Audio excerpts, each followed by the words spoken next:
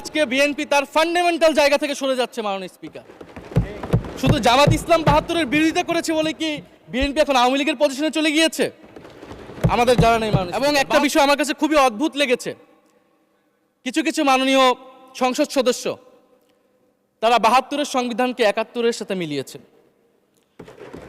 মাননীয় স্পিকার, আমার জানা নেই আসলে তারা কোন বিবেচনা থেকে এটি মিলিয়েছেন। এটা তো সবসময় আওয়ামী লীগ মিলিয়েছে মাননীয় স্পিকার। তারা ৭২-এর সংবিধানকে ৭১-এর ফসল হিসেবে ৭১-এর চেতনার সাথে মিলিয়েছে।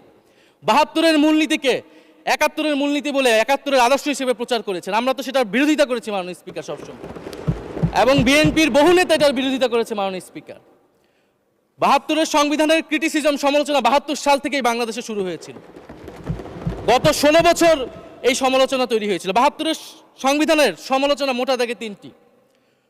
প্রথমত, এই সংবিধান স্বাধীন বাংলাদেশের নির্বাচিত প্রতিনিধিরা প্রণয়ন করে নাই। আমি সরকারি দলের মাননীয় সংসদ সদস্য ব্যারিস্টার নওশাদ জমির সাহেবের সাথে, ওনার সাথে আমি সহমত পোষণ করে বলতে চাই, একটা স্বাধীন দেশের শাসনতন্ত্র রচনা করার অধিকার, সুযোগ সেই দেশের নির্বাচিত প্রতিনিধিদের হওয়া উচিত।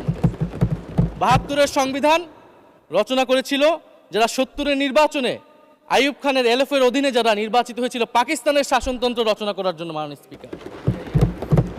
দ্বিতীয়ত, এই ৭২-এর সংবিধান ইনহেরেন্টলি এটা একটা আনডেমোক্রেটিক কনস্টিটিউশন। একজন ব্যক্তির হাতে সকল ক্ষমতা অর্পণ করা হয়েছিল মাননীয় স্পিকার। সেই সময় শেখ মুজিবকে সামনে রেখে এই সংবিধান তৈরি করা হয়েছিল। একজন ব্যক্তির হাতে সংসদের ক্ষমতা, নির্বাহী বিভাগের ক্ষমতা, এমনকি বিচার বিভাগের ক্ষমতাও নানা কায়দা করে তার হাতে তুলে দেওয়া হয়েছিল মাননীয় স্পিকার। ফলে স্বৈরতন্ত্রের বীজ কিন্তু সেই ৭২-এর সংবিধান থেকে বাংলাদেশে শুরু হয়েছিল। এবং সবচেয়ে ইম্পর্টেন্ট, এই সংবিধান হচ্ছে মুজিববাদী আদর্শ দ্বারা রচিত হয়েছিল মাননীয় স্পিকার। ৭১-এর আদর্শ কিন্তু চার নীতি ছিল না মাননীয় স্পিকার। ৭১-এর আদর্শ ছিল সাম্য, মানবিক মর্যাদা, সামাজিক ন্যায় বিচার। ৭২-এর সংবিধান এসে বলা হলো জাতীয়তাবাদ, বাঙালি জাতীয়তাবাদ, ধর্মনিরপেক্ষত্ব, গণতন্ত্র এবং সমাজতন্ত্র, এবং এটার বিরুদ্ধে বিদ্রোহ করেছিলেন মেজর জিয়াউর রহমান।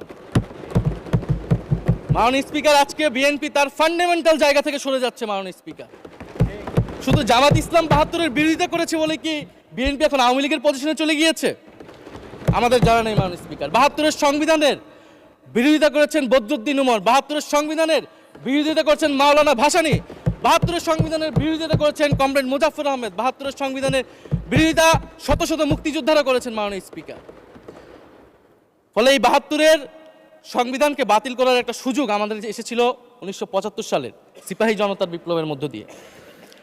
জিয়াউর রহমানের এটা একটা ঐতিহাসিক ভুল বলবো মাননীয় স্পিকার, তার প্রতি সম্মান রেখে, যে আমরা সেই সময় সেই অপরচুনিটি মিস করেছি। আমরা একটা গণপরিষদ দিয়ে নতুন সংবিধান করতে পারি না, এবং এই অপরচুনিটি আমরা এই ২৪০০ মিস করেছি এবং এখনো করতে যাচ্ছি মাননীয় স্পিকার।